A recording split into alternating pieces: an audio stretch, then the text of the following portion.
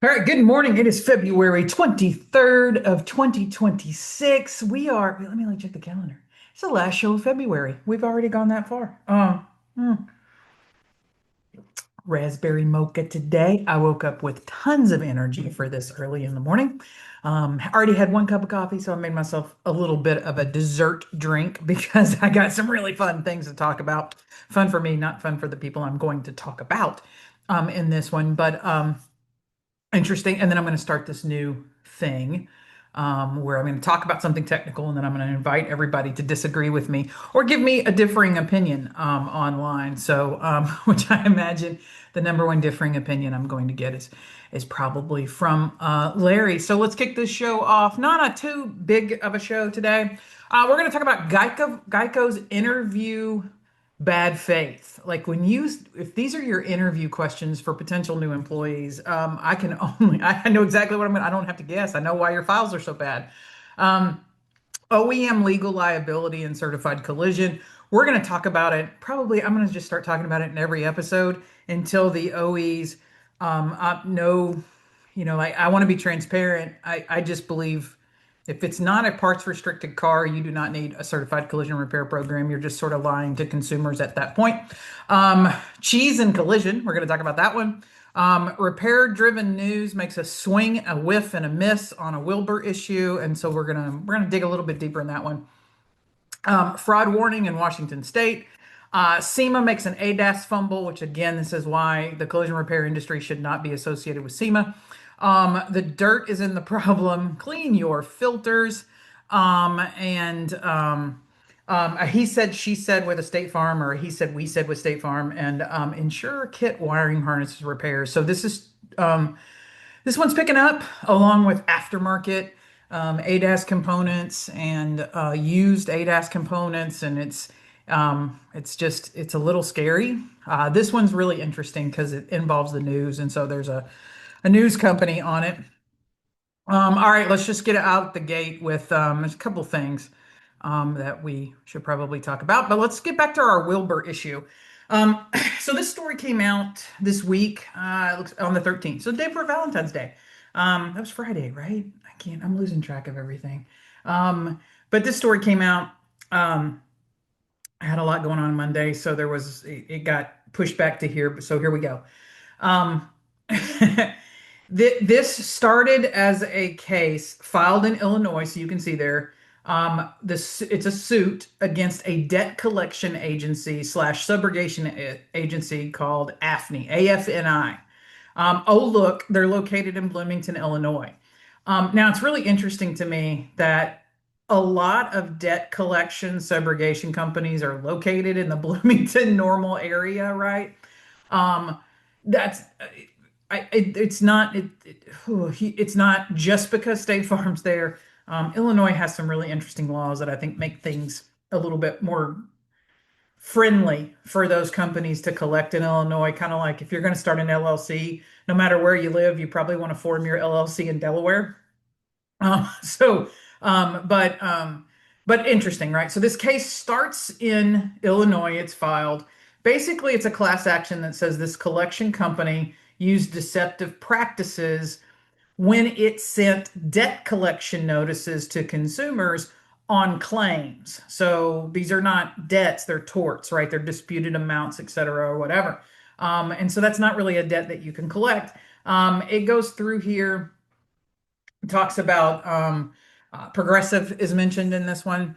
And so what's really interesting and what I want to talk about, besides the fact that both of these are located, if you don't know much about Bloomington, Illinois, Normal and Bloomington are basically twinsies. So if we were going to talk about Minnesota and you had Minneapolis and St. Paul, and we call them the Twin Cities for a region, you really don't notice when you move between these two companies, these two companies, between these two cities. So here's what's interesting. Um, so the repair driven news article gets to the bottom and basically remembers the Wilbur thing, but it talks about how it was seeking reimbursement for total losses or whatever. And it forgets that in 20, the way this thing started, Wilbur changed their um, tactics after about a year and a half. And they went from debt collection to basically saying, our client thinks they overpaid you. They started making it seem more like a claim. So Wilbur is guilty of the exact same thing that this AFNI company is guilty out of Normal, Illinois. In the lawsuit against the other company, it says notice of insurer subrogation claims are unfair or deceptive if they look like debt collection.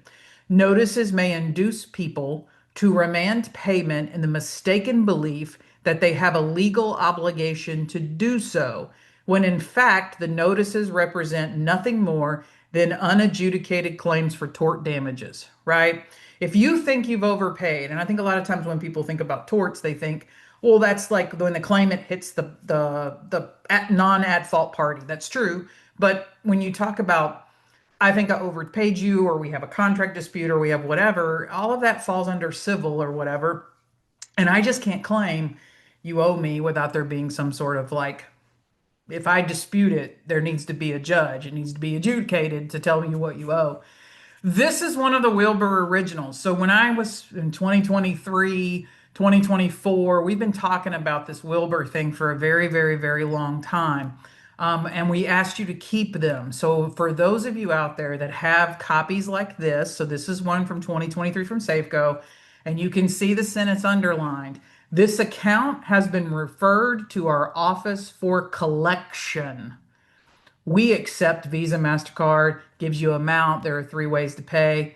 Um, Before this class action was filed, the Consumer Financial Protection Association issued a consent order against them for violating, and they paid a $500,000 penalty. So I am very glad for what's going on so this class action's been moved from Illinois to Washington State. I'm super glad that somebody, an attorney out there is really pushing that. This is an abuse for any insurance company to have done this, and for any subrogation agency, because that's really, Wilbur takes subrogation. And just because you may cause an accident and you may not have insurance, it doesn't mean you don't owe it. So a lot of times we send letters going, hey, you were at fault, this is what we paid, we'd like to set you up on a payment plan, just something to get the money back. This was wrong in so many ways. To send shops basically says we're collecting a debt. We asked you to keep track of it because we were worried about some credit laws and some things that had happened after COVID, and this showing up on your taxes and some other things. So we were like, hey, you need to send a response letter. You can't just ignore it. Do not throw these in the trash. But if you have any of these where it's not presented as, hey, we think our client overpaid you for whatever, if it says we're attempting to collect a debt or this is a collection, then there's a different conversation you may want to have. You need to go back and read this article that was in Repair Driven News, or you can just Google it for the lawsuit. You may want to contact that law firm that's doing this one class action for more consumer based, but you may kind of the same thing. You may want to call and see what's out there and let them know that there's an additional, besides this one company that Wilbur was technically really doing the same things, that they did shift their model. So I think it's somewhere around 2020, really 2020, the beginning of 2025, there was like shift, and it went from a debt collection notice to more of we think we've overpaid was the letters you would get. So definitely dig these out. Give someone a call, your local attorney. You can call this law firm that's listed in this class action and just sort of send them copies of your letters. You never know. And I'm all for Wilbur taking this one in the shorts, because that was unethical. It really was. And when you're in this business for as long as they are, and they have attorneys, this is one of the things I used to tell you. So the Wilbur has staff attorneys. If you go and look on their website, you should know better. So I just, it felt very intentional. It felt like it was to scare you, to make you think that you had to do something. I think easier to scare a consumer than it is a body shop. But hmm, if there are penalties, I'm all for Wilbur getting some penalties on this one. But speaking of the state of Washington, something else that we need to talk about. So for the last couple of episodes, we've talked about this criminalization of collision repair.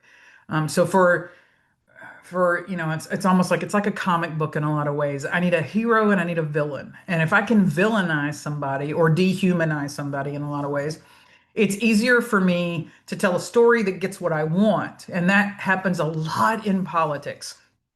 And so we've had this sort of criminalization in where shops are depicted and talked about in ways of constantly overcharging and doing all kinds of bad things.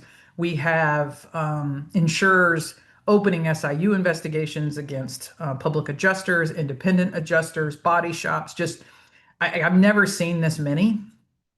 And I've been a part of a lot, right? Like there are legitimate times when you open investigations against not just shops, but chiropractors and towing companies and all kinds of things. So investigations themselves are not bad. Weaponizing them when you don't get your way is bad. If you don't like what you're paying somebody, if you don't like their charges, do your job better and faster. Don't attempt to criminalize them or punish them because they were right and you had to pay something.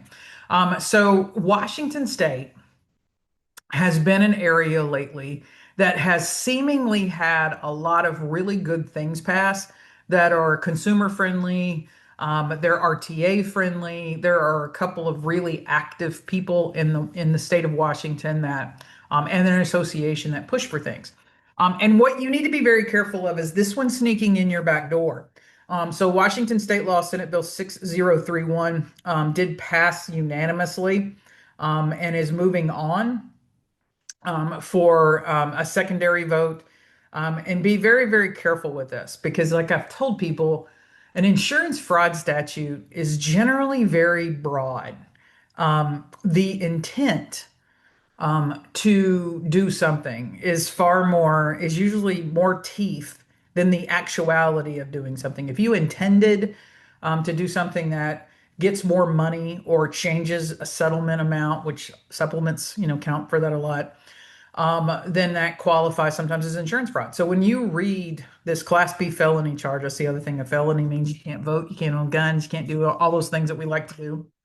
Um, Unlawful conduct would include billing an insurance company or consumer for services not provided. So that's work billed, not performed, or things on your estimate that you didn't do or couldn't do.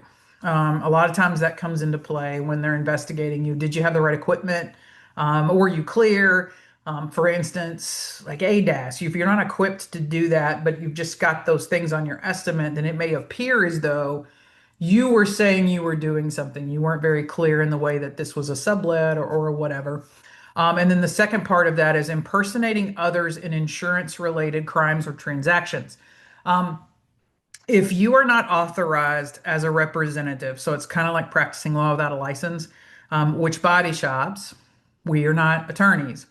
A lot of times, if you go straight with like a pure definition, it means we can't call insurance companies and negotiate supplements because we're negotiating for more money under a contract, which is what an attorney does, not what a body shop does. The state of Wyoming has a very interesting statute that really specifically lays that out. That really would have shut down the whole insurance industry in the state if people would have actually, enforced it. We had a GEICO issue 8, 9 years ago. GEICO just suddenly decided on one particular shop they would like that statute enforced, and really our only response that we could do for that particular body shop was go, okay, that sounds fair. So no body shop in the state of Wyoming can now do this. And then they suddenly realized that basically it would shut claims down. Right? We need body shops talking about supplements. But if I can selectively weaponize a statute against a person or a business that I don't like, that can be dangerous. And we see a lot of, we talked about Oklahoma's laws where you have people that are within the insurance industry that are they had their campaigns paid for and now they're in the state house or senate and they're pushing forward insurance friendly bills and all these things. Be very careful. like bills that can sometimes seem on the surface to make complete sense. Who would argue against it, right? Insurance fraud's bad. We don't want fraud.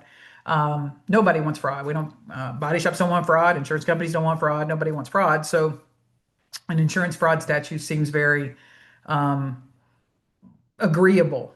Just be sure that the intent when it goes is not that it's weaponized against. So if you have a particular state that suddenly has, I don't want to say suddenly, but when you have a state that has a lot of like bills or statutes get passed that are sort of consumer friendly, you sometimes have the insurance lobby come back and pass loopholes or ways in which they're going to sort of get around it. And that's when you think about the towing and storage bill of Oklahoma, when you think about some of the changes in California, when you look at how assignment of proceeds was taken away by GEICO down in Florida. Like there's just all these little things that you have to be careful of. And so I think this is very interesting. And hopefully, like I said, the Washington people are very active. So I would think that hopefully, and that's why can I think of Jeff's last name?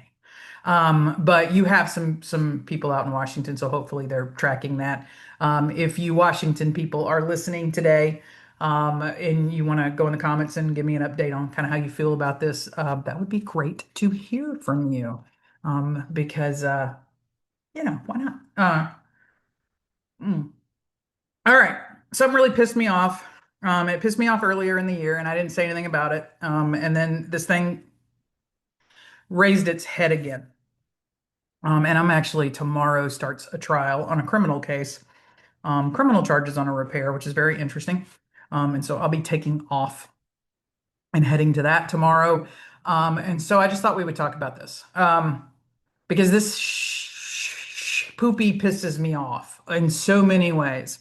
I'm not a fan of OE certified repair programs because they were not what we had all kind of wanted them to be when they were probably 16 years or so, 15 years or so into certified OEM repairs.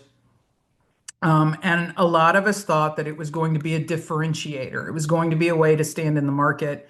And when we have to have industry standard or market standard conversations, which are a part of law, when we have to have those, it would have been a nice way to differentiate maybe direct repair market standard and OE certified qualified market standard. And then the OEs just really pooped the bed on it and decided that they were going to let DRPs be in the program. They were going to let certain DRP MSOs self certify and not even be inspected. And the whole programs went to crap. But the one thing that the OEs wanted to make sure was they needed to put together reports monthly or quarterly or whatever to send up to their bosses in the ivory tower of the OEs to say, look how good we're doing and I deserve a promotion. Very rarely do people inside collision programs within OEs stay in those departments very long. Who would want to? If you're if you're trying to climb the corporate tower ladder of an OE. And so there's turnover. Well, if you want to climb the corporate ladder, then you need to be able to say, look at what I did. All right. Corporate is all about going, I inherited a mess or I inherited a low performing program and I implemented X, Y, and Z, and that drove X, Y, and Z happening. I was able to increase new part sales and increase subscriptions to our subscription-based services because people, it's all professional garbage. The problem with it is that same thing with insurance adjusters. If you give them KPIs, they will do whatever they can to keep their jobs. They want to feed their families. It's the same thing when a technician tells me why they didn't fix a car correctly or stand up for doing the right thing. Well, I got a family to feed, right? I can't lose my job.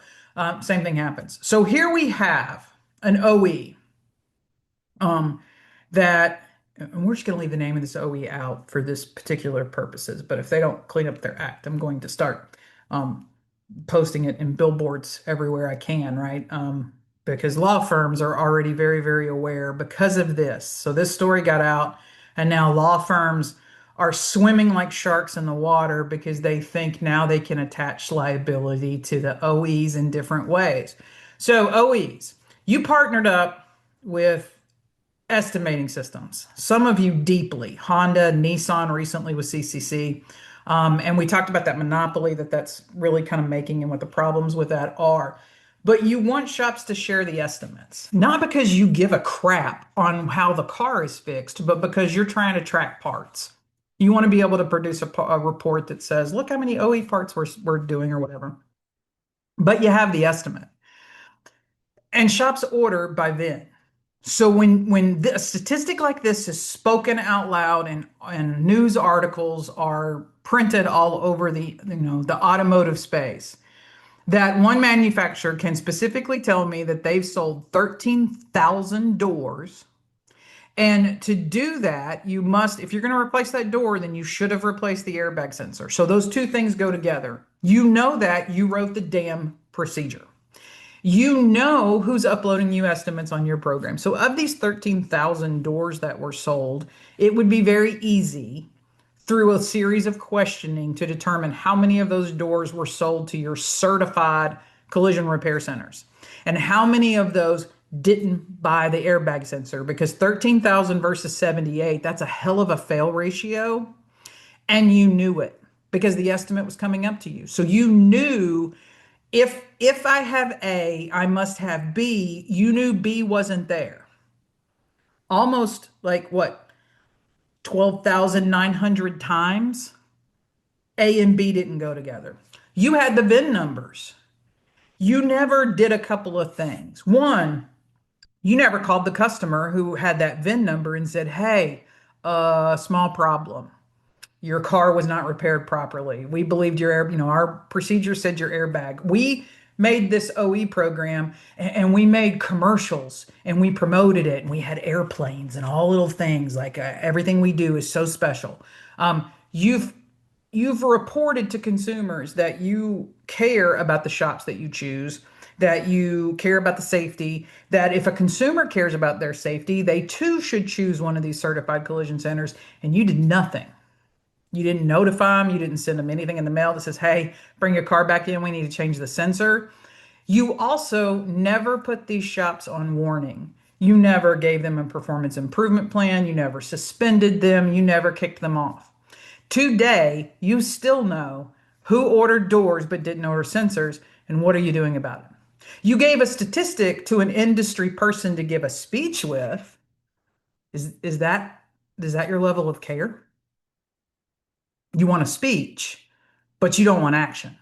Um, OE certified is doing more damage to consumers than just not having it.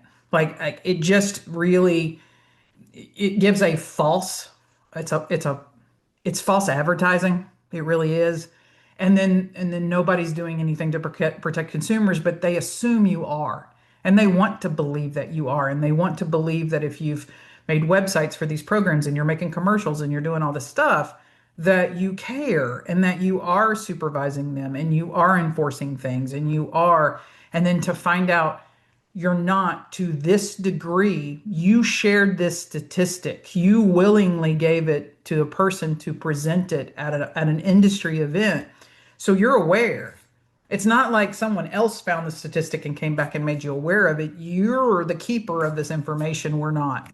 Um, and it's not just this particular OE, it's every OE. You know your shops aren't doing right. It's not quite as bad as what Tesla does.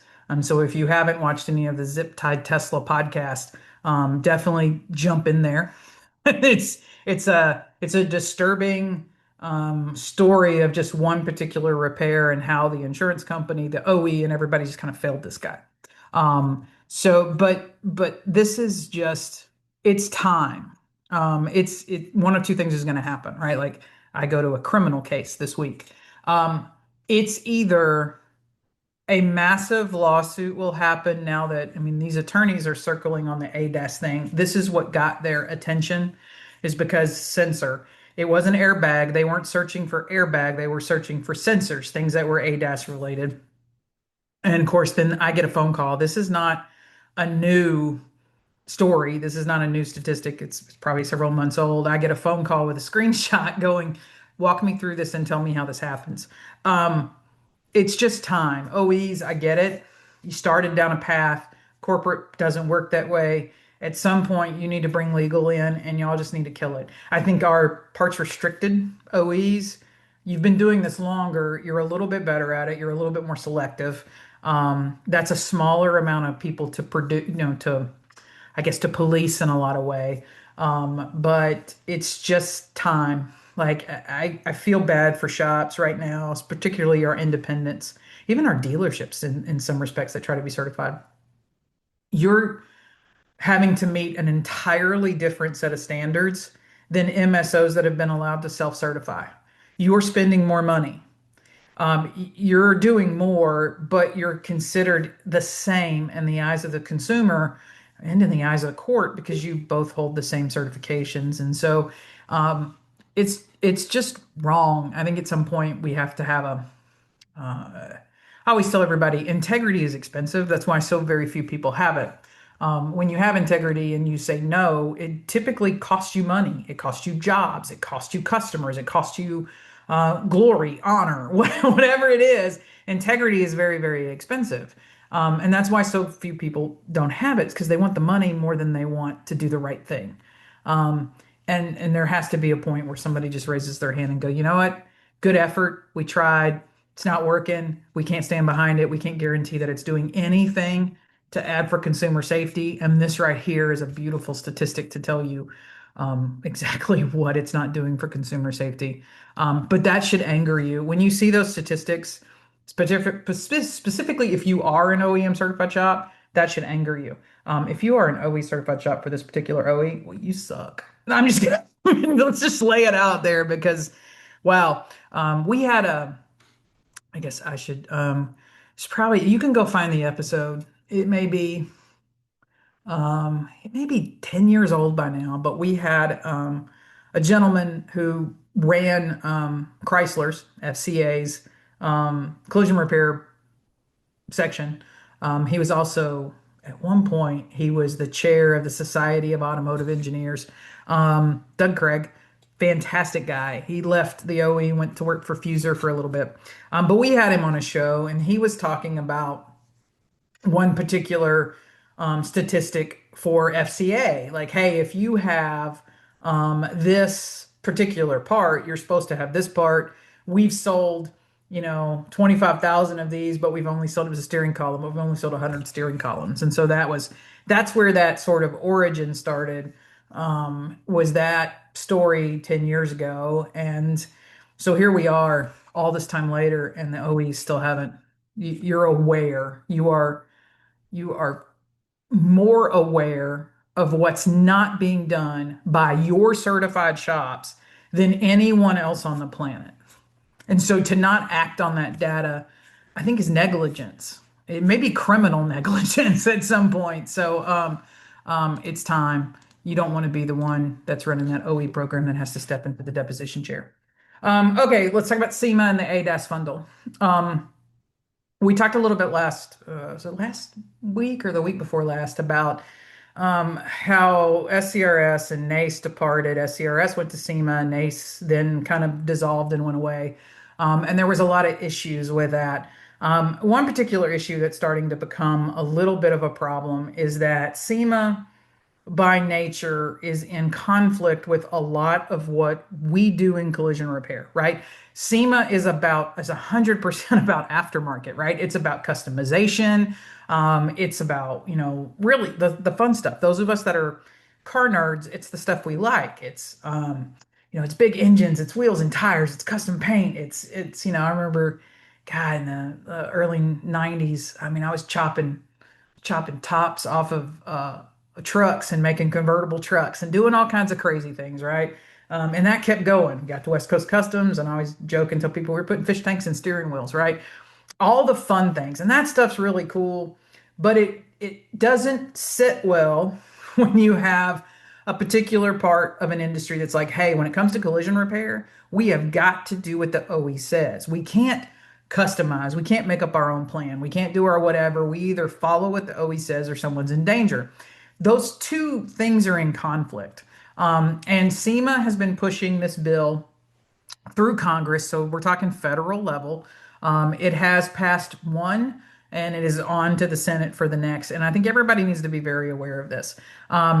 This bill, if it passes, will require the National Highway Traffic Safety Administration to establish guidelines for advanced driver assist systems calibrations, modifications, and tolerances for the aftermarket world. And this is kind of scary. Um, I get that SEMA still wants people to sell wheels and tires, and you want to jack up trucks, and you want to do, brush guards instead of like regular bumpers. I live in the South, right? I just took a 3 inch lift off one of my trucks and brought it back down. But so I get all that, but my truck's a 1997, so that's a completely different story. Um, the problem is that it's just that's a lot. Like I don't even know. Like I sit here and I think about it, and so I'm gonna and offer others to give feedback, right? Like it's a chance. I don't know how an OE designs or an engineer designs a formula to make certain safety systems work based on the dimensions of the car, how bright the headlights are, like whatever the lumens are, like the car has to see, the car has to feel, the car, like you design an algorithm to work with the dimensions of the car. How are they supposed to figure out what would be the proper changes for calibrations for whatever modification you would want to make? Like, how big do you want it? Like, are we talking like you got to figure out how to do it if you want to do a monster truck, like those ones that are huge that I can like literally walk under without ducking? Is it only a 3 inch lift? Is 4 inch lift? Is it 36 inch tires? Is it a 19 inch wheel? Is it like what is the requirement? Like all of the different variations that would seem impossible. You're asking an OE's engineering team to try to develop algorithms that are not something they're manufacturing. That's not fair. Like if you want to do, if you want to modify cars, I think that's awesome. I don't think it's fair to ask the federal government to make another business come up with something to make your business work. You wouldn't appreciate that if that was being told to your business. We we can't out of one side of our mouths say that we want to follow the OE. We believe the OE is the standard. We believe OE procedures and processes should be followed. And then on the other side of it, the same people that attest that they speak for us are saying that, well, we believe there should be all these modifications for aftermarket. Because if the modifications are true, then the OE statements are not. Like I think shops really need to see that those two things cancel each other out. So I can't be over here as a body shop with a set of procedures from a repair manual telling an insurance company, hey, you should pay for this and we should not repair a bumper cover and we should not do all these things when there's somebody over here going, no, no, no, I need you to come up with modifications so that if I want to wrap the vehicle, because right now the OE has this thing that says, hey, no stickers, no nothing, right? And we go, hey, my paint millage, like I can't put repair material over this and make it thicker. And then over here I have SEMA going, no, no, no, no, no. We need you OEs to come up with something so we can wrap it, so we can do whatever, which makes an insurance go, well, okay, well then now I can repair it. I don't have to replace that bumper cover anymore. Or I don't have to worry about repairing a bumper cover, refinishing it, doing radar compliant paint. Like none of that has to matter because you just said it didn't matter. You just said they always could come up with standards to make it work. So get along now, right?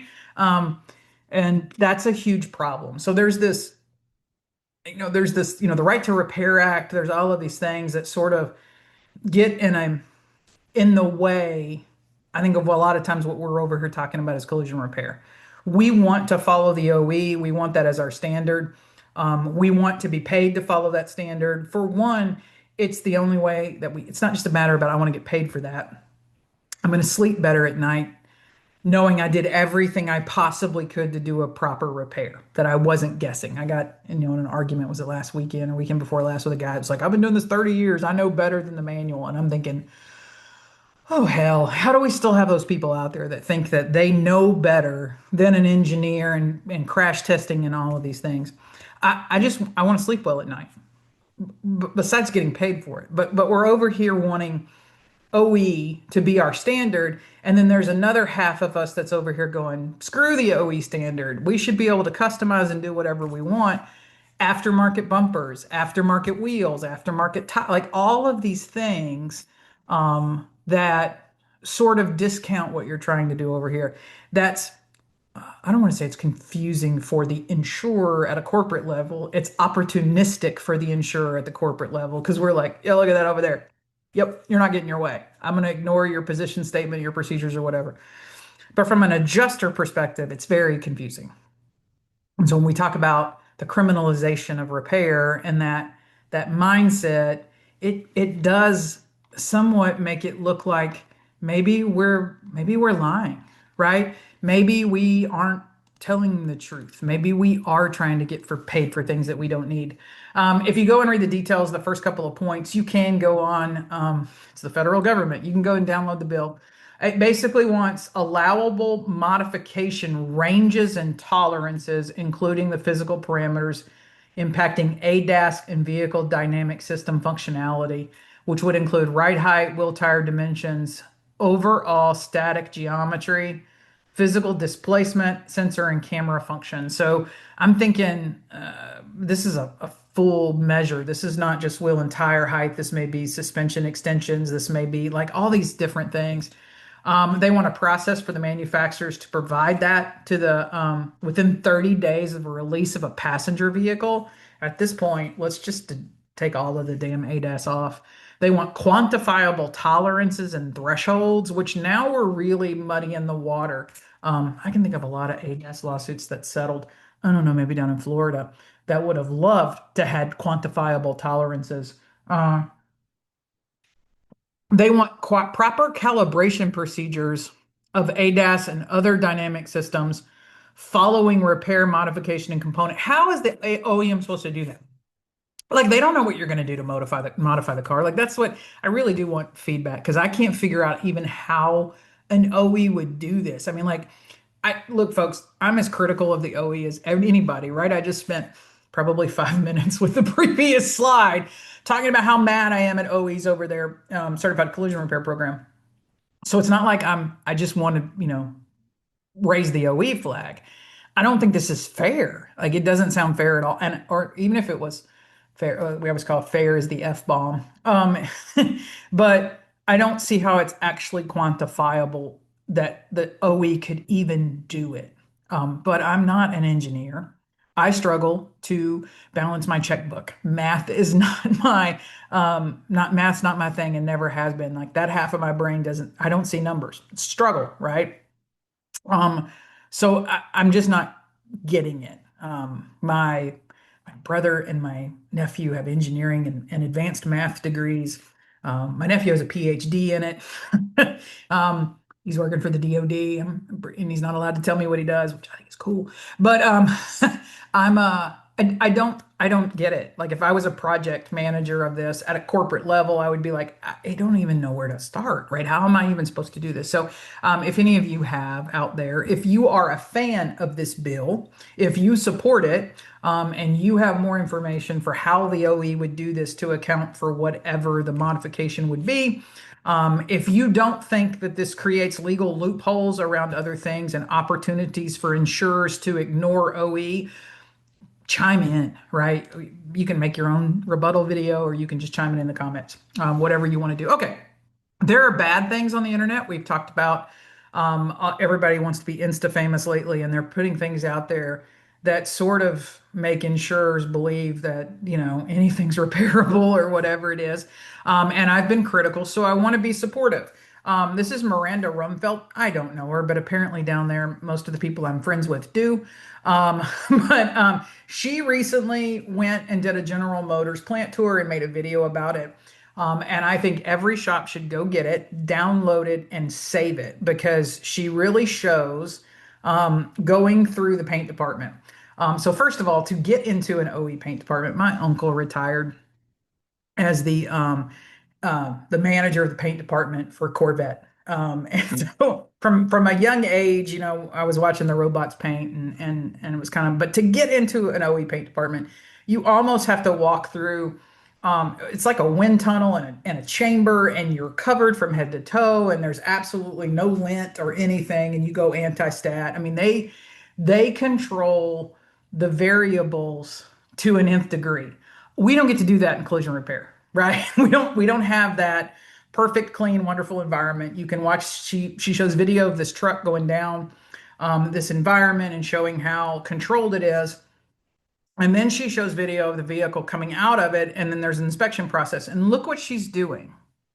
They're denibbing, repairing, and refinishing. And so when an adjuster tells me something stupid, like I'm not going to pay for denib unless you can prove to me when you've cleaned your paint booth filters, This is a great video to send them because there is no more controlled, clean environment than an OE paint department. And here they are. They're still denibbing. They still find dry sprays, dry zone areas. They're still fixing the paint. Like there's a lot of work after it comes out of the paint tunnel to try to make sure that what they put forward is a really, really good paint job.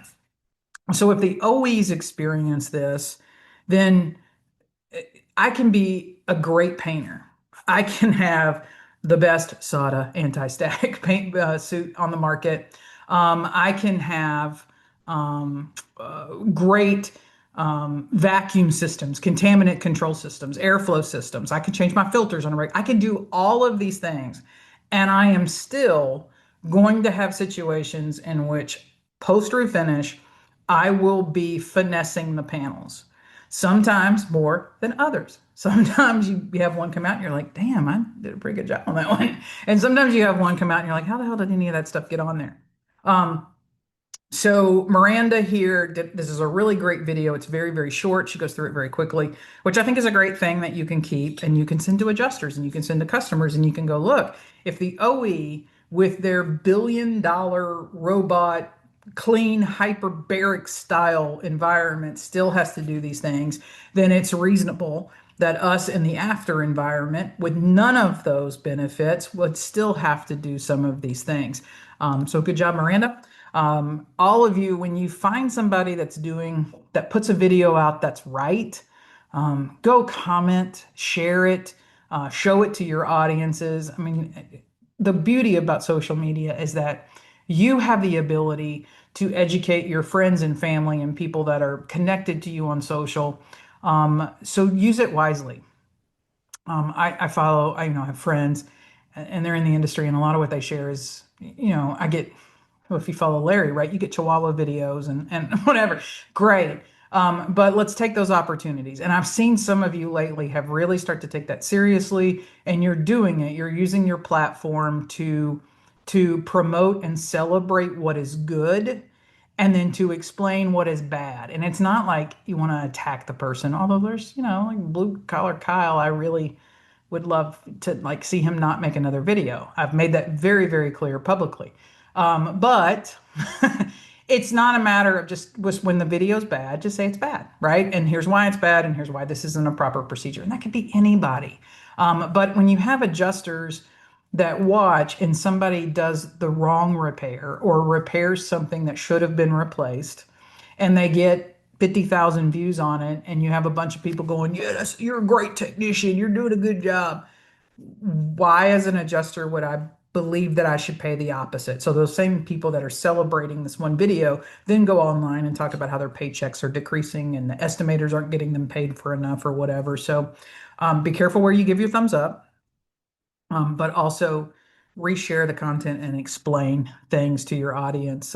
You have the opportunity to educate more consumers than I have, or a trade magazine has, or any consultant has, because you're connected to people that are in your market. So you can really influence your market by where you give your likes and your comments. All right, so let's just keep going on this. I said I was going to talk about a tech issue, and I was going to invite people to argue with me. And I think not necessarily an argument, but we have an ADAS group. We have a 20 group that meets monthly and talks about ADAS issues from the perspective of the body shop. And it's a really good group, and it's led by OEM Calibrations, which is a company out of Omaha, but they're everywhere. And I've invited some other companies, later to come. It's not necessarily just a group but James Rodas and his team agreed to lead it. I don't know enough about ADAS. But I've asked for some feedback. Now, what's really interesting to me lately is there's been this ongoing debate online that's sort of driving me a little bit crazy. I have shops. So I've had an opportunity to go visit ProTech down in Texas and work with them on a couple of things and on a couple of cases and some things. And I understand their connection to Caliber, but I really do like their approach. I like their QC. I like everything they have.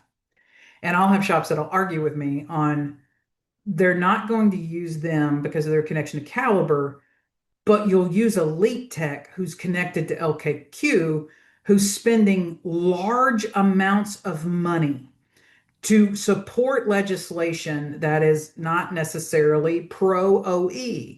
They're getting sued. They promote aftermarket parts. They promote aftermarket ADAS. Like you'll give money to LKQ and not use a ProTech. Like that makes no sense. Like if you're not gonna, if you want to tell me that you don't want to use that because they're associated with Caliber, okay, then use somebody that's an independent business. But for every shop that allows Elite Tech to come in, you are financing your own destruction, which I just can't even fathom. But anyway, so let's have a discussion.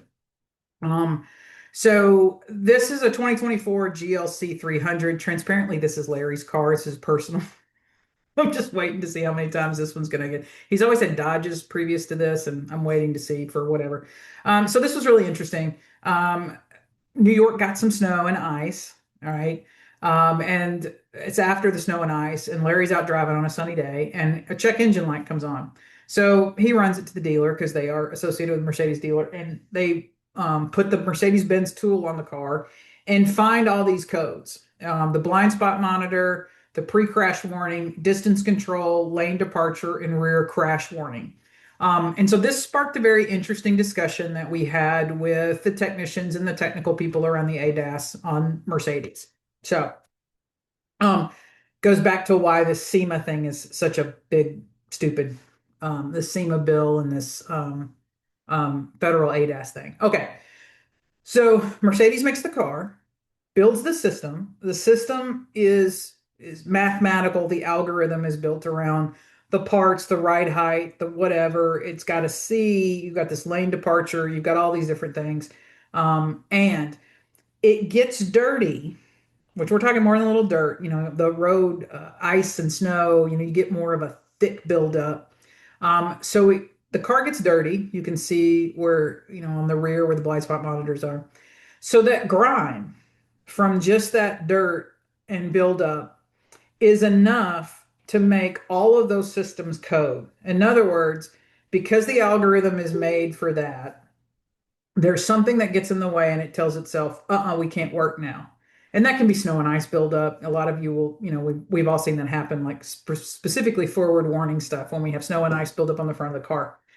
So, and that's good because it's like, all right, it's working, right? Which is a reinforcement to us that there really is, there are problems when you put the paint mills on too thick, if you try to put body material or plastic repair material on something, if you change the glass to where, you know, and next week, I'm going to talk about windshields and some research and some things that are coming out. Just the rake, like the tilt of the windshield makes a difference on how the camera reacts. So like, you know, technically, I guess I could put too much urethane down and maybe I would change the rake of the glass. Like there's all these little things. So the car senses that change. The algorithm doesn't change when you calibrate. I think that's one of the things that, like, I'm listening to these engineers try to explain these things to me. They're like, the algorithm's set. The algorithm's based on X. When you calibrate a car and it looks at a target and you've changed what it sees, it doesn't necessarily know that. Like, it's not like pass fail. There are some pass fails, but a lot of times it just changes what it sees, but the algorithm didn't change. And so nothing's working quite right. The car may not understand it's crossing the white line and changing lanes. It may not brake in enough time if it's forward collision warning, etc.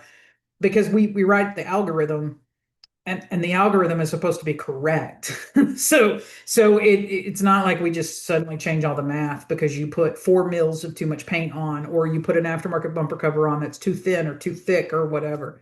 And so this was really interesting to me for them to sort of explain, like, this is how finite the calculations are. Like the car knew this is, you know, this is how the dirt picks it up, and this is why what you do in the collision repair environment is so important. And it's not a matter of, well, either it'll calibrate or not. It'll calibrate. It's just now the calibration and the algorithm don't match, and that's going to create lots of problems. It's the same as we're spending a lot of time lately talking about why we need to pre-measure cars, because if the structure is not right, then you can't calibrate the car because it takes all those base warnings, just like what we read in that federal bill, dimensions and all those things. So Um, we've got a lot that we've got to sort through with ADAS because we sort of approached it like a gold rush. And all these companies came and wanted to tell you it's a blue ocean and you'll make money charging for this and bring it in house and do these things and buy this $10,000 system and you can calibrate every car on the market and you don't have to have the OE and whatever. And there's been a lot of confusion. I'm confused, right? Like you think you've got something. We talked about this maybe a couple years ago. You think you understand it, and then somebody comes along and you realize, like I talk about Aztec a lot. You think you had an understanding, and then something comes along, you realize they could have been lying to you. You just put your faith in them, because that's when it's something's beyond your. Oh, I always tell people I'm an old painter. Like I paint cars, right? And that's my thing. When something's over your skis, then I need to trust that you've got it because I've got to worry about this. So we've had a lot of issues in that. So we're gonna talk about it more going into the year. I'm gonna keep bringing out some of this research, and I'm gonna invite people to go into the comments and disagree with me and share more and explain why you think you could replace an aftermarket bumper that would have different thickness, or you could not worry about millage, or you could use aftermarket glass, or you could use, like, if you're pro any of these things and you've got some research or some documentation, don't come to me and tell me proprietary Aztec. That's just for you. I don't want to know your proprietary crap. If I can't see it and I can't look at the data, I shared a quote earlier, maybe Saturday. In the absence of, if we don't have data or facts to look at and we're going to go off opinions, let's just go off of mine, right? That's one of my favorite lines. The guy was the founder of AOL. But we probably need to have more discussion on it. As a shop owner, you don't have to have all the answers. Sometimes you need to know when to question and what and why. So I thought Larry's personal experience was a really good one to share. All right, let's talk about collision repair and cheese. I'm going to be in Wisconsin. I love Wisconsin. My kid almost went to school there, and I was not going to be mad about it because Madison, Wisconsin is fantastic. If you haven't been to Madison, Wisconsin, I highly recommend you go. There's a beer garden in the student union of the college. And that really, made me excited. But anyway, so April 9th through the 10th, mark your calendars. Now, there's going to be a lot of people over the next couple of weeks or months asking you to travel to their state association, their trade show, whatever. I'm going to ask that you be very, very stingy with any money you spend. That, that be very careful. Sometimes it's good to go to just socialize. You need peers and peer to things. But right now in 2026, money is very tight.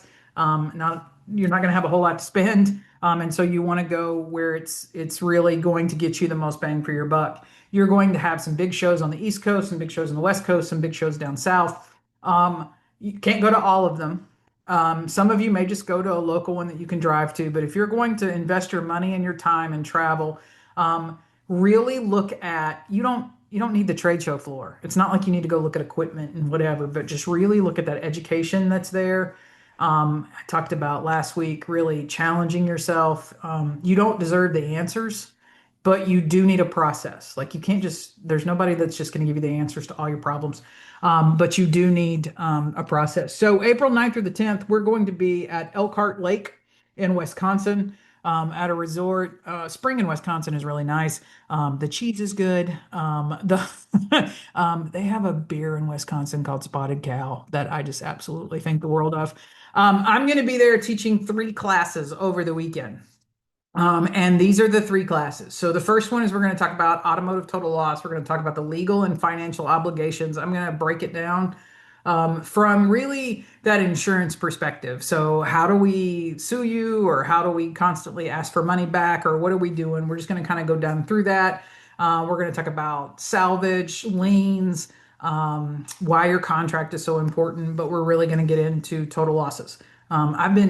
This is my 7th year now that I've been teaching the total loss process. Total losses will continue to rise. They will continue to be more of your business. That business cannot disappear. It must become a financially profitable line of business. So shops, you have to make money on total losses. You can't lose 20% of your revenue and then think that things are going to continue on. The next class that we're going to teach is the OE estimating manual, as I like to call it. There's a lot of people that want to teach you OEM estimating classes, and you need to do this, and they walk you through procedures, and they do the ahas. Aha, look at this one. I bet you never knew that this existed. I bet you never knew that existed. And those are great classes. Larry's got a lot of them. There's a lot of other people that teach them. The problem is that that's not repetitive. And so the aha moments do not translate back to when you get back to your shop. So estimators need a repeatable process that is digestible for the time and the amount that they're able to do with the products that they have to do. So we're just going to talk about that procedure, like what that process looks like, and then developing your own process, and how to like interpret and apply. That's the other thing, is when you're reading something, what does that mean when you read it? We're going to talk about those reading and interpretation, that reading comprehension level, and then some of those things. And then the third class that we will talk about while we are in the land of cheese is an insider's look at insurance claims and litigation departments. So what's kind of going on in claims, what to think or what to expect as we go forward.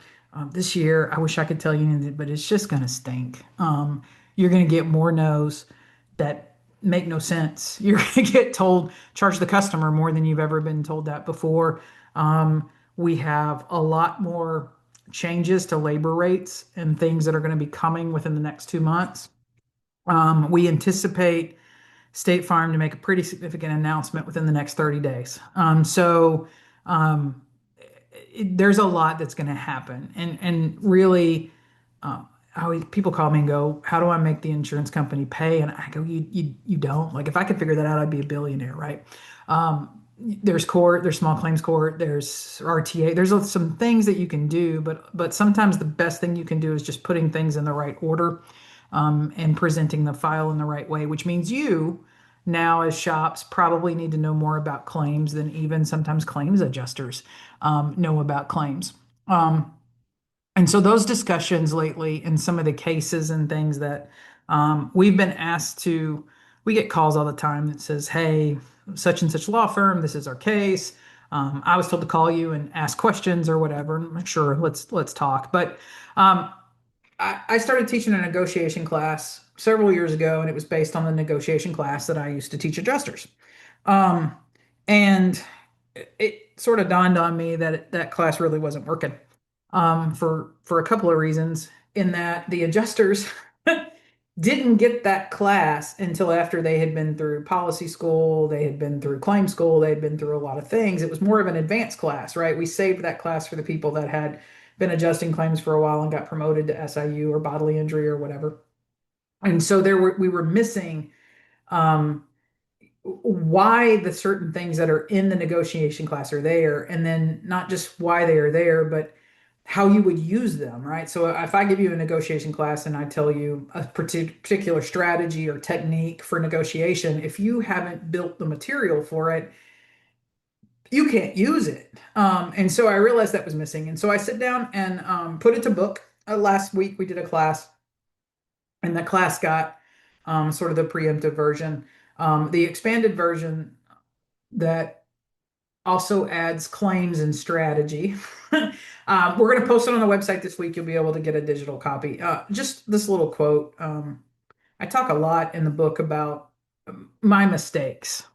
But one of the things that I learned, I don't want to say early in my career because it took a while to have it beat in my head.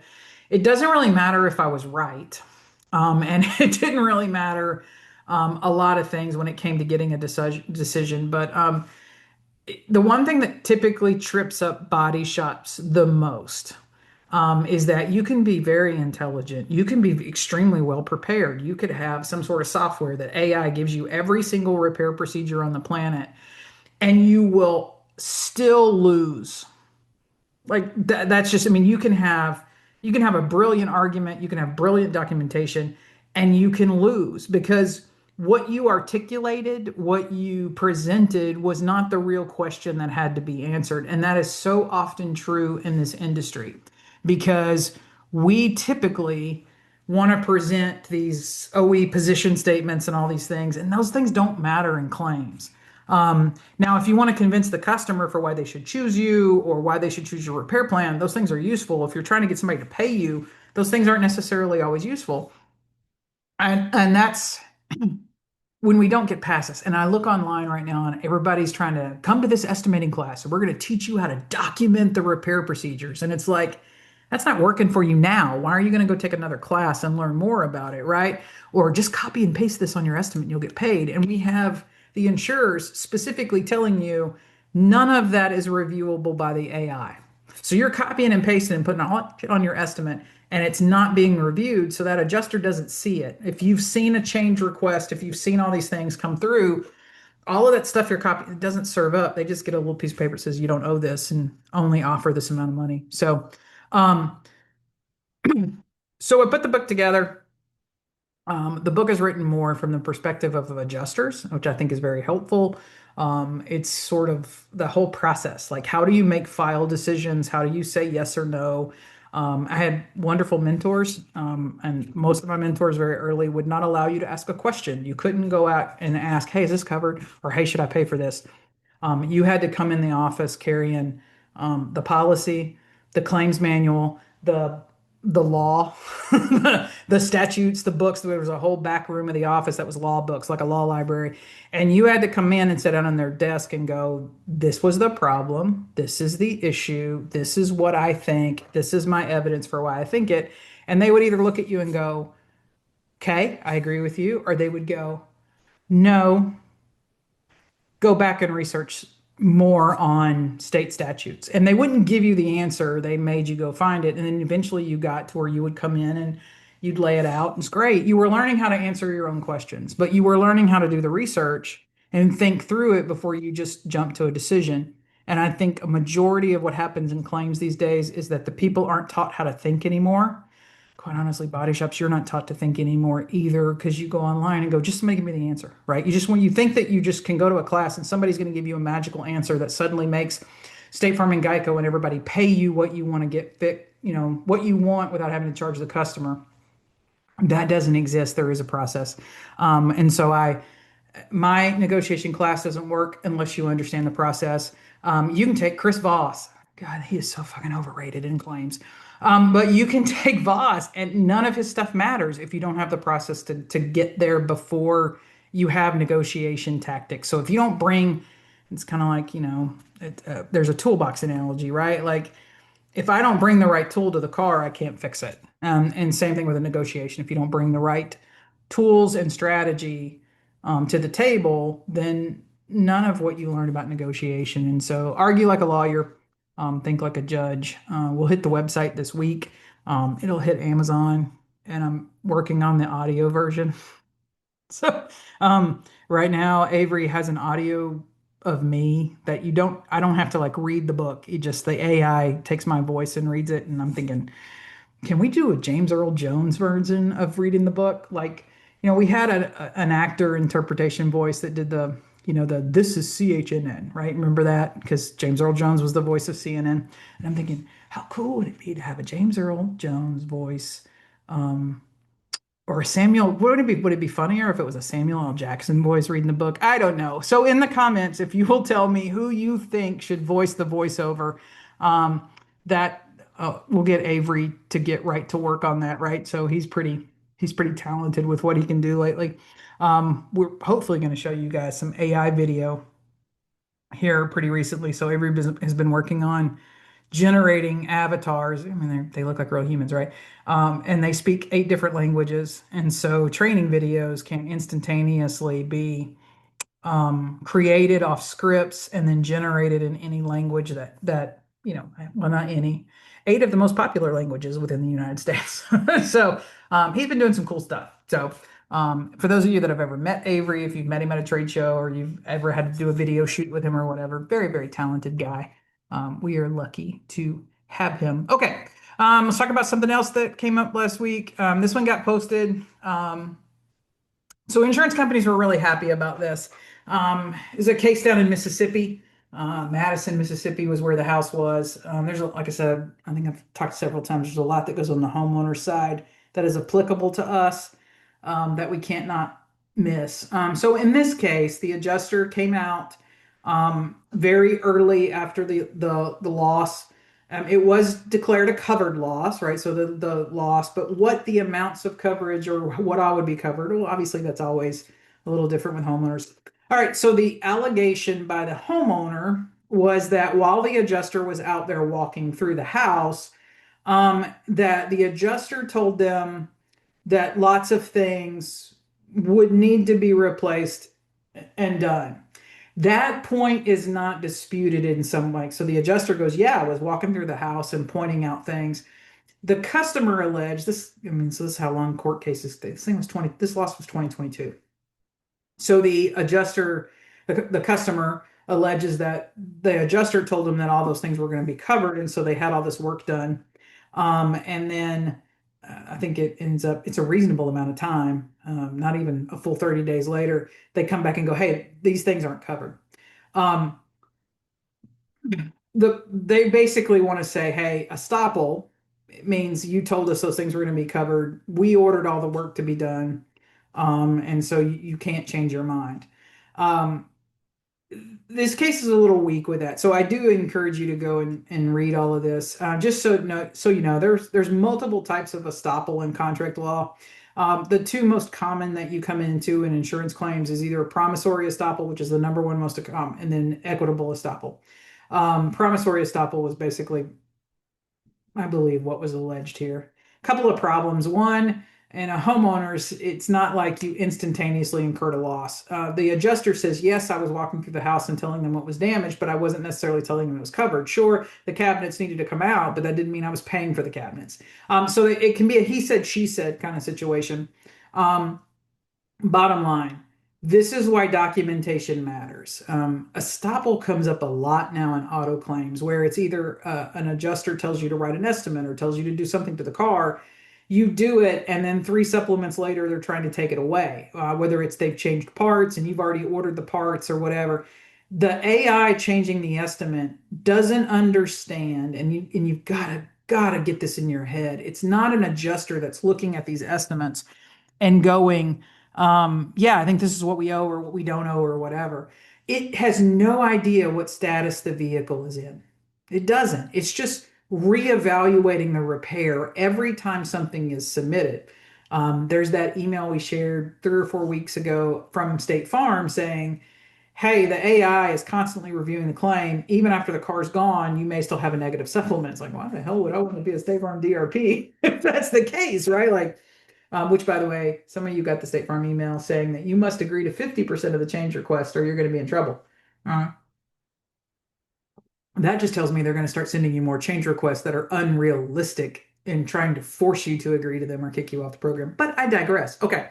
Um, Promissory estoppel just means that when you act on someone's word and there is a detriment, so the detriment is key. And I think in this homeowner's claim, you really couldn't say that tearing the cabinets out that you wouldn't have done it, right? Like they needed to come out, which is kind of ended up with some was there a real detriment because of what was said by the adjuster during the time period of that being said, and then them coming back and saying no?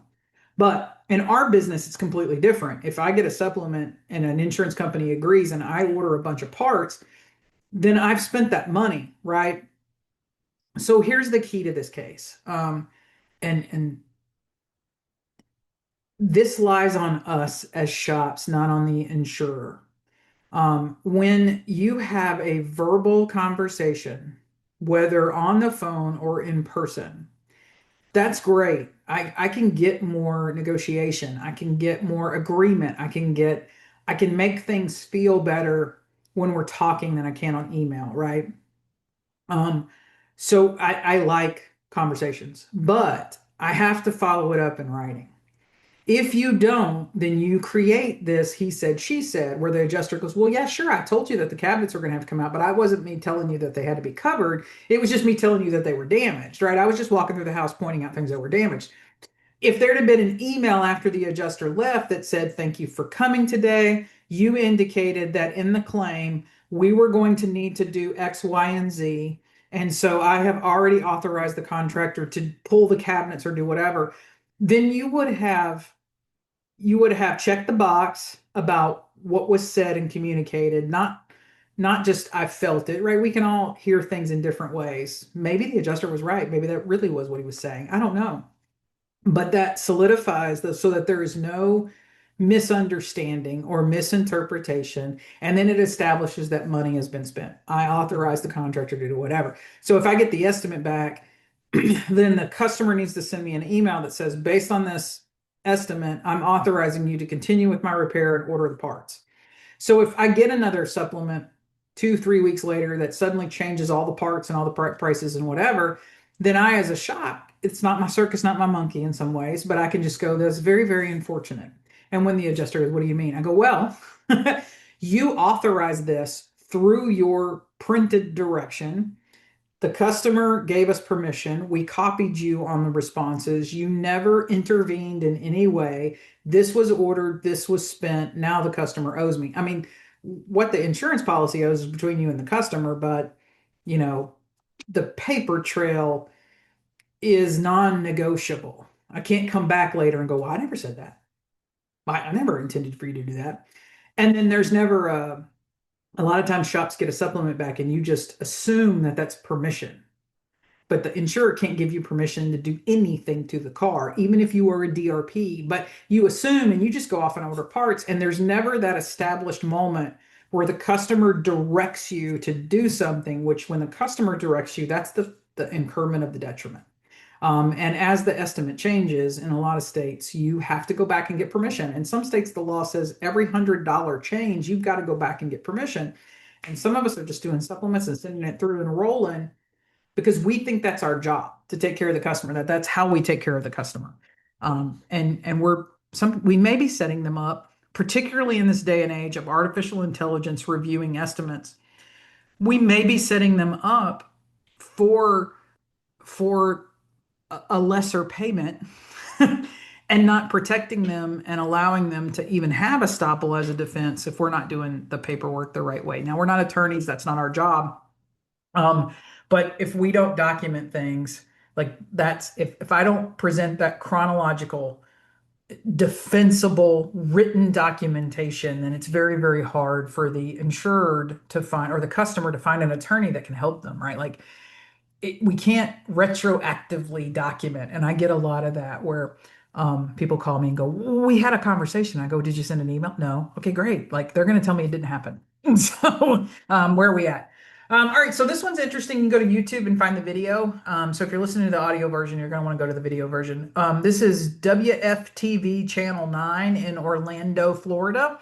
All right, this is a State Farm issue, but I want to be transparent. I don't think that this was covered. Well, I mean, that's just my little tingy in my insurance brain, and I own that bias, right? So I'm gonna own it up. When I watch this video and they actually pull up the carpets and I see the floorboard, I really would have liked a whole different investigation to happen. But State Farm, you fumbled the ball and you didn't do it. So you sent out a denial letter. Then this guy goes to this news station and they do an article and you feel pressured. So you come back and say it's covered. That's where you screwed up, right? like, but now you've covered it. So now you've agreed you owe it. You're just not agreeing to cover it and repair it the same way as the customer wants it. But here's what's interesting. So this is an EV with water damage. So the customer alleged that a water bottle, like a regular consumer sized water bottle that you buy at a gas station, spilled in the back seat into the floorboard, and that it caused damage to two wiring harnesses that rendered this vehicle inoperable. The rest of you that are listening that are SIU, your ears are perking and burning as well as mine were. So we can all own that. When they pulled the carpet, they found a ton of sand. It is Orlando, I'll give you that. And the official word from the dealership was that a combination of water and sand had damaged these two wiring harnesses and they would need to replace. All right, so originally State Farm said no. Then they come back and go, okay, but they instead of replacing the wiring harnesses, They wrote this repair from Aeromotive, a wiring harness kit on an EV, right? Um, I'm still not sure where we got to in life that there is an insurer that would want to splice in a wiring harness on any car, but much less on an EV. This particular case is interesting because they did get Hyundai involved. Hyundai wrote back and said no, it could cause a fire, and all of the dealerships in the area are refusing to do the repair. And so now it's an escalated complaint. So the news station is back doing an update to the story and talking about this. Very interesting. It kind of goes with the aftermarket sensors and on all these things. I get that repairs are expensive. I get that parts are expensive. I get all that. We don't suddenly start changing the way we repair cars. Um, you go back 10, 15 years, we weren't splicing wiring harnesses. But just because the repair gets expensive doesn't mean we suddenly change what is the standard for repairing cars. But just look, there are companies that will come to the table. There's a company that offers to remanufacture your seat belts. I mean, like there's used airbags. There's aftermarket airbags that our federal government's trying to track down right now because they're killing people. Like it's just beyond me that somebody within an insurance industry, or even, and this one bothers me because it's State Farm, right? It really truly does. But that somebody is going, yeah, yeah, yeah, let's just cut it in half and put the splice in and everything will be good to go. So go watch that video. We're going to see more of these things where it's just stuff gets thrown at an estimate and the insurer basically is like, that's all we're going to pay, sue me. State Farm, I really wish you would have done a little bit more investigation, and I really would have liked to have some floor samples taken and some other things on this one. But hey, you're on it, you offered to cover it, you just didn't offer to pay what they want. So um, this one's on you, boo-boo, all the way. Okay, GEICO, I'm extremely upset with you. So I got this message. This thing got posted, and I kind of went, this can't be true, right? And so this anonymous person sort of reached out and explained to me more. This was a GEICO intro claims job. This person is not a body shop. This is your normal, hey, I was working at Starbucks last week and now I want to be an adjuster. GEICO asked this question. So for those of you that are listening, this person went to interview for an auto claims trainee entry level position. And the question the interviewer asked was this: you have a car in a body shop, and the shop is quoting you 4 hours to do the job. And this shop is smaller than a bigger shop you used for this exact same repair that did the job for 2 hours. How would you handle the situation to get the shop to reduce the time for the job? I yeah, as much as I hate to admit this, so there's some attorneys and people in life that when you work in claims for a long time, you don't like them. And I've shared some Chip Marlin stuff on here, and Chip's known in Texas for suing insurance companies, and those are the people that I typically didn't like, right? And he made that post months ago about the bias in training, about how the way we train adjusters is we train them to not trust customers, not trust body shops, and that their job is to get things done cheaper, cheaper, cheaper, cheaper. And I'm thinking about it, and I'm thinking, well, you're probably right because we have turnover so high. We don't have this elongated training. You're trying to get them on a desk early, and you're probably overemphasizing that. And you're probably overemphasizing the problems you think they're going to, come in contact with instead of the solutions or opportunities.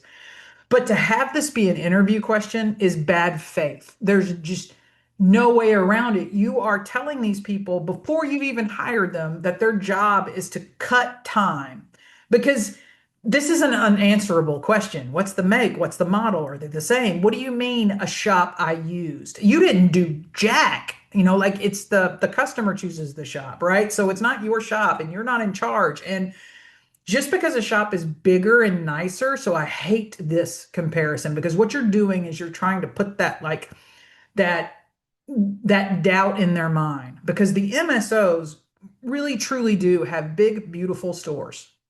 So you're trying to basically say that these big fancy shops, those MSOs that are on our DRP program, the bigger shop is more trustworthy and does a better job than the smaller shop who's just the mom and pop trying to get by. So this criminalization, this bias is just outrageous at how, like in an interview, it's one thing if I have peer-to-peer training that I'm trying to get people up and running. And so I have them sit with a peer. It's one thing if the peer gets a little out of line and sort of tries to train bias. This is human resources in an interview, just perpetuating bias in that you don't know. What if the big shop was wrong? What if they didn't even do the repair? What if they estimated for something? You don't know. You didn't see the finished product. You don't know what the shop did or didn't do. Whether you were in there writing an estimate today or tomorrow doesn't mean clearly that you have a grasp of anything. I mean, like that's why we have post repair inspections and cars come out so poorly, right? Is that the size of the shop does not mean the repair is good. Like we used to tell people that going to a dealership shop doesn't mean you're going to get a great repair. Sometimes it's even more problematic than whatever. My job as an adjuster is not to do the cheap thing, it's to do the right thing for the customer. And it doesn't matter what shop touches the car, it doesn't matter what the shop tells me. My focus is on the customer, not on the size, the cleanliness, the location, the ethnicity. None of these things matter. That this is just Geico, you should be ashamed. And I know your connection with one of the big MSOs. Um, but you should be terribly ashamed. And anybody out there listening to it, if you have a Geico lawsuit, this is definitely a path you should probably go through in your discovery, is the questions that they ask adjusters. So before they even get hired, they begin to program them to think that their job is to get the car repaired for less money and that you should use comparisons, that what you see one shop do, that you should apply that to what you see another shop do. It's bad faith. There's no way around it. You're actually you institutionalized the bad faith. You've begun the bias. You've begun the programming, so to speak, before you've even given them a paycheck. And that's just that's just wrong on so many levels. So Geico, shame on you. I would love to interview your HR department, or it's probably not even your HR. You probably have some third party doing screening on some of these, and it even is worse that you like put that in writing to tell a third party to ask those questions because and even if it's not your HR department and smart enough to come up with that stuff. If you go on our website, we have an HR learning course. It's taught by Wendy Kroll. Wendy used to work for State Farm out in California. You ever want to get really good at human resources? One, work for State Farm. Two, do it in California. But Wendy didn't know, like, she didn't know repairs. She did homeowners, auto, whatever. Wendy was HR. And so the only way anyone in HR would even get that question to ask is because someone from claims wrote it down and turned it in, and it became what's being asked in an interview. So, for those of you out in California or other places where there is regulation that's a little bit tighter, you may want to send that in and ask that your state investigate whether there's, whether the hiring practices are not good. So, all right, well, everybody have a fantastic week. This is our last full week of February, and then we're into March. Hard to believe we're already approaching the end of the first quarter of 2026, which is why we do anticipate within the next 30 days some significant insurance announcements to come out. If you have any questions, comments, or concerns that you need specifically addressed, you can email Melanie. Please, if you have feedback on anything, whether it's the SEMA ADAS thing, whether it's Larry's ADAS issue on his Mercedes, feedback, any of that, we'll put it in the comments. I think we need to have a more challenging public debate about a lot that's going on. And we have to be very aware that as an industry, we can't claim that we want OE standards if the other side of our mouth is asking to do things that are against OE standards. And so we either do it or we don't. It's kind of like I used to tell people, you can't claim that you want OE standards if you're over here with your aftermarket ADAS tool. Right. Like you either follow the OE or you don't. You don't get to pick and choose when that happens. Or if you do, then the insurer does as well. So let me know what you got going on. And we're going to see you next Monday on Collision Coffee Talk. Everybody have a fantastic week. Bye.